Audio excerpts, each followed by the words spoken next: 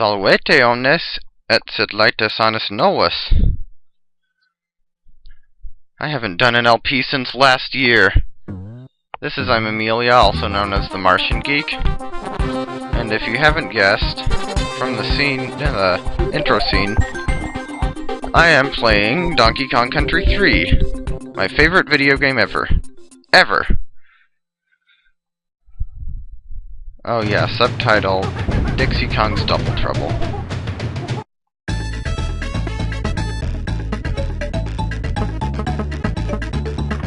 Too lazy to come up with a fitting name, especially since you only get 5 characters, so...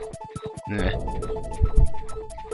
So one thing you may notice about this game, compared to the last couple of games I LP'd, the graphics. They're amazing. The Donkey Kong Country series, I'm not kidding, has amazing graphics and music, especially for the era. I mean, can you believe this is a 16-bit game? Pinnacle of 16-bit gaming right here. And everything is all zeros because we just started the game. Wrinkly's Save Cave is where you go to save your game. Kinda like Candy's Save Point Donkey Kong Country 1 or Kong College in Donkey Kong Country 2. And this time, instead of Funky having Funky's flights in every world, he just has Funky's rentals. And he gives you vehicles to use. Right now all we have is a motorboat, which doesn't get us very far. Later on we get vehicles that can do stuff like go over those rocks. Another interesting thing about Donkey Kong Country 3, at least compared to the other games, 1 and 2, is the way the overworld is done. You have the main map, and then you have these sub-maps. So this is World 1. Lake Orangatang Go.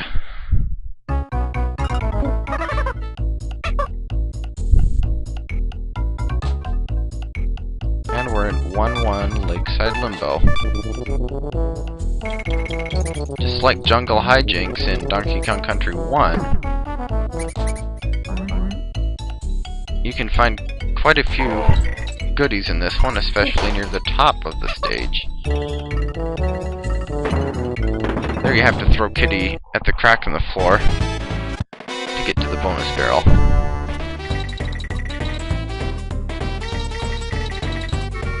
That's one thing that was changed in Donkey Kong Country 2 and 3 is the way they did the bonuses.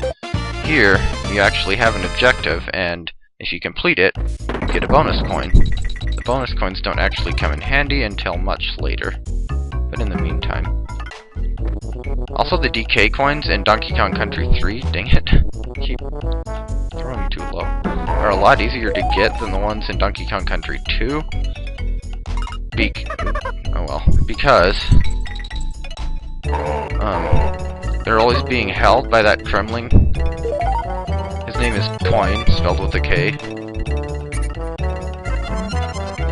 And because they're always being held by Coin, they always have to be somewhere where he can stand. They can't just be floating in the middle of nowhere. So that severely limits the places where they can be. Oh yeah, and that was Kitty's skip move. You can skip across water with him. And we have another bonus. Grab 15 bananas, which only appeared in Donkey Kong 3. It's the most annoying of the 4 types of bonuses you can find in this game. But fortunately, this one is nice and easy. Unless you're bad at jumping off ropes by pressing down and Y. Or down and B, I mean.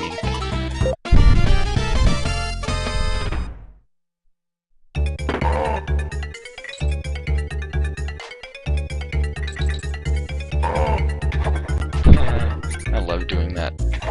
I don't even think I knew about it the first time I had this game, because we'd rented it and I didn't have the manual. I can only think of... Oh, and this is Ellie. She's a cute little baby elephant that you can ride, who I guess takes the place of Rambi, since Rambi's not in this game. If you jump and then jump off Ellie there, you can get a nice little 3-up balloon. seem to be more prevalent in this game than any of the three, but they're fairly well hidden.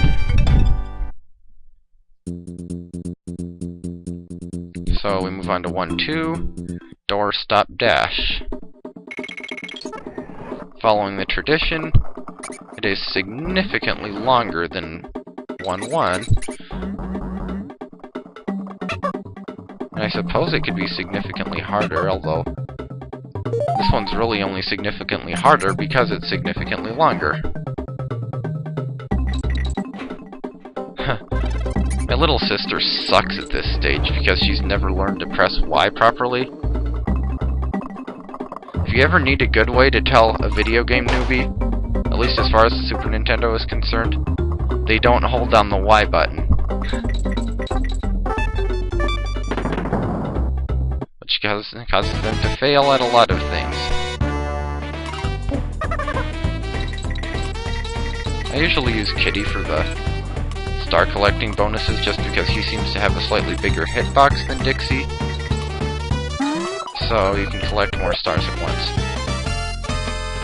And speaking of the characters, Dixie Kong we already saw in Donkey Kong Country 2 if you played that.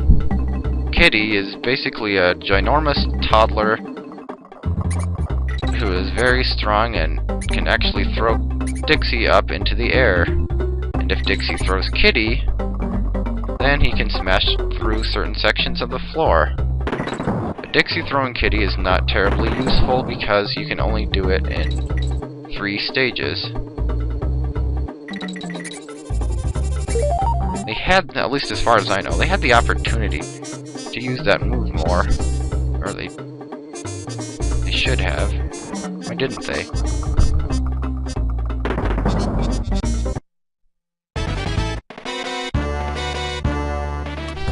I could switch to Dixie here since this bonus is easier with her, but you can just helicopter spin over a lot of this stuff. And that bee almost clipped me. I got impatient and it almost cost me. But I made it. These are bear coins. Unlike the banana coins in Donkey Kong Country 2, they actually save. Which is only useful because you need a certain number of them to get items later on. The bear coins in themselves are... they're not showing off. The bear coins themselves are not terribly useful. Actually.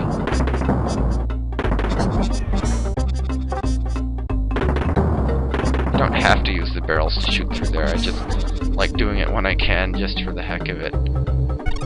Here's the G. Here's our last switch thingy. You want to use Dixie here so you can get all the bananas, and later on, a 2-up balloon.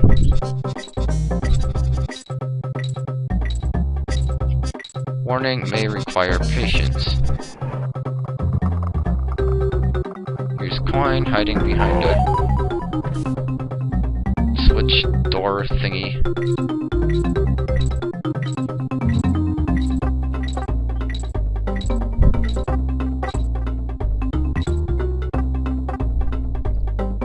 Doesn't that make you dizzy, Dixie? Not to mention, you must have some pretty strong hair to be able to do that long. Eat your heart out, Gertie Giggles.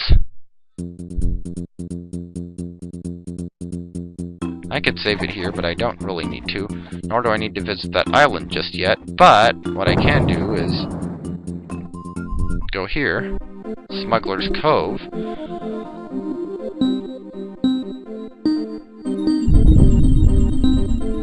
and play a little game of Simon Against the Computer to free a banana bird. Yes, a banana bird, another thing that only appeared in Donkey Kong Country 3. They don't really seem to have much of a purpose except for game completion and getting a special cutscene at the end of the game. So we're in 1-3, Title Trouble. It's another lakeside dock kind of stage, going right at the beginning. Skippy, Skippy, Skippy!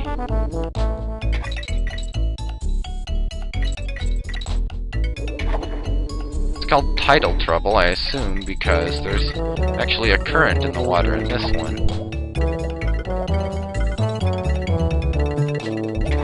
So you're constantly swimming against that as it pulls you back to the left. I believe that guy is called Kanaka. It's K something, I think it's Kanaka. He's the equivalent of Clobber in Donkey Kong Country 2. Good old Ingard, the only animal buddy that performed the same function in all 3 Donkey Kong Country games. That guy you can only hit when his shell is open. I can't remember what he's called. But not a difficult bonus as long as you don't mess up trying to kill the clam. You don't actually even need to kill the clam. I just like to.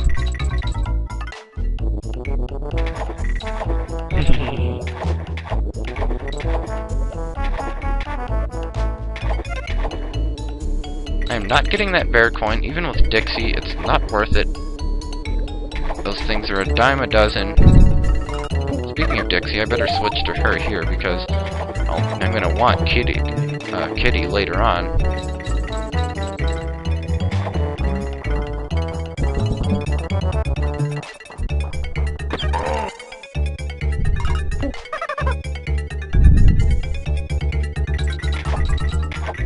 Yeah, so you have to use his skipping ability to get up to that bonus barrel there.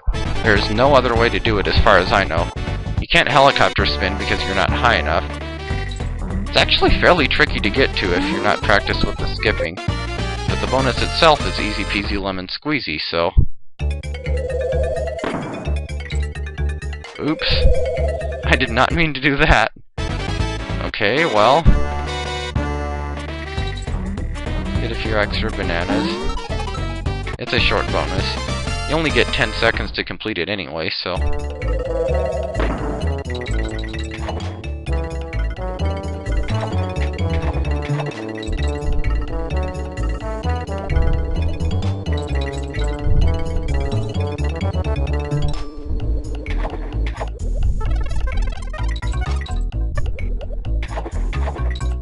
That fish almost got me.